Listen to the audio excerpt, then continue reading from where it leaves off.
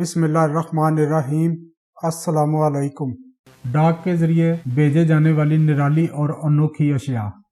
مزید ویڈیو دیکھنے سے پہلے انفو ریئلٹی چینل کو سبسکرائب کریں اور بیل آئیکن کو دبا دیں تاکہ آپ کو آنے والی نئی ویڈیو کا نوٹیفیکیشن ملتا رہے۔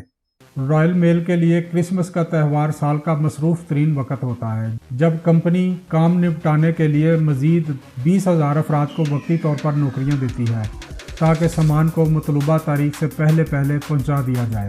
لیکن اس کمپنی کی 500 سالہ تاریخ میں وہاں کام کرنے والوں کو کئی مرتبہ ایسی عجیب و غریب چیزیں ڈاک کرنی پڑتی ہیں کہ عقل دنگ رہ جائے۔ بی بی سی نیوز نے ماضی میں رائل میل سے بھیجے جانے والی چند ایسی ہی چیزوں کا جائزہ لیا۔ 1883 میں رائل میل نے پارسل پوسٹ بھیجنے کا نظام شروع کیا، جس کے بعد سے عجیب و غریب اور انوکھی چیزیں ان کے پاس آنا شروع ہو گئی۔ پوسٹل عجائب گھر کے ہیڈ آف کلیکشن کرسٹوف نے کہا کہ ماضی میں آپ مختلف نوعیت کی بہت سی چیزیں بھیج سکتے تھے۔ اس وقت قواعد و ضوابط تو تھے، لیکن وہ اتنے جامع نہیں تھے۔ اس عجائب گھر میں ایسی ہی کچھ چیزیں رکھی ہوئی ہیں۔ وہاں معروف مصنف جیمز جوائس کی شہرہ آفاق کتاب ایلیسس، جسے اس زمانے میں فحش قرار دیا گیا تھا، اور لارڈ کروزن کو لکھا گیا خط، جس میں خط بھیجنے والا پتہ غیر مہذب تھا۔ کبھی کبھار تو رائل میل کو جیتے جاگتے انسان اور دوسری زندہ مخلوقات بھی ڈاک کرنی پڑ جاتی تھی۔ آج کل کے دور کی طرح پہلے بھی کھانے پینے کی اشیاء کو ڈاک کرنے کے ذریعے بھیجا جاتا تھا، لیکن انہیں کھلے ڈبوں میں بھیجنے کی اجازت تھی۔ 1890 کی دہائی میں ایک جریدے میں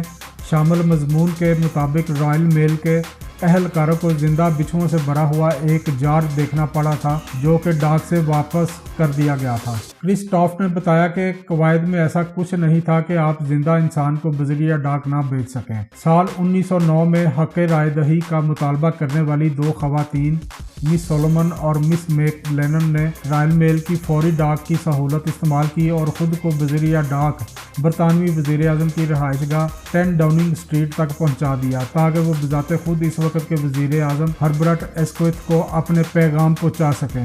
لیکن وزیر اعظم کے عملے نے اس خط کو وصول کرنے سے انکار کر دیا، اور ڈاکیے کو اپنے منتظم کو بتانا پڑا کہ وہ ڈاک پہنچانے میں ناکام کیوں رہا۔ لیکن حیران کن بات یہ ہے کہ یہ دونوں خواتین برطانیہ کی پہلی انسانی ڈاک نہیں تھیں۔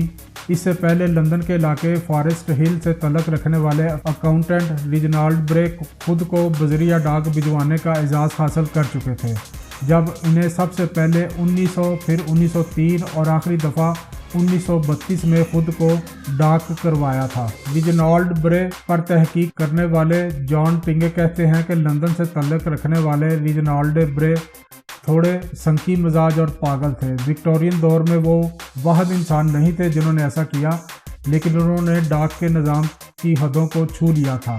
تفصیلات کے مطابق ریجنالڈ برے نے ڈاک بھیجنے کے قواعد و ضوابط کی کاپی حاصل کی، جس میں انہیں معلوم ہوا کہ رائل میل کے ذریعے کسی بھی انسانی مخلوقات کو بھی بھیجا جا سکتا ہے جس کا حجم شہد کی مکھی سے بڑا یا ہاتھی سے چھوٹا ہو۔ اس کو دیکھتے ہوئے انہوں نے خود کو اور اپنے پالتو کتے کو بذریعہ ڈاک مختلف جگہ بھجوایا۔ اس کے علاوہ ریجنالڈ برے نے ایک کڑاہی، خرگوش کی کھوپڑی اور ایک کدو بھی بذریعہ ڈاک بھجوایا۔ 1939 میں 60 سال کی عمر میں وفات پانے والے ریجنالڈ برے نے ڈاک کے ذریعے 30,000 اشیاء بھجوائیں، جبکہ ایک اور خط انہیں اس لیے واپس ہو گیا کیونکہ ڈاک کا عملہ پتہ سمجھنے سے قاصر۔ ڈیوڈ اور ان کے دوست رابنسن نے ایک دوسرے کو پورا سال مختلف چیزیں ارسال کی۔ ان میں انڈرویئر، سیب، پتا اور ڈبل روٹی کا ٹکڑا شامل ہے۔ ایک چیز جو ہم نہیں بھیج سکے وہ ٹیشو پیپر کا رول تھا، جو کہ شاید کھل گیا ہوگا۔ مصور ہیریٹ رسل نے 100 سے زائد خطوط کامیابی سے بھیجے، جن پر پتہ خفیہ گتھی کی شکل میں درج تھا، جس کے بعد انہوں نے اپنی کتاب اینویلپ یعنی لفافے شائع کی۔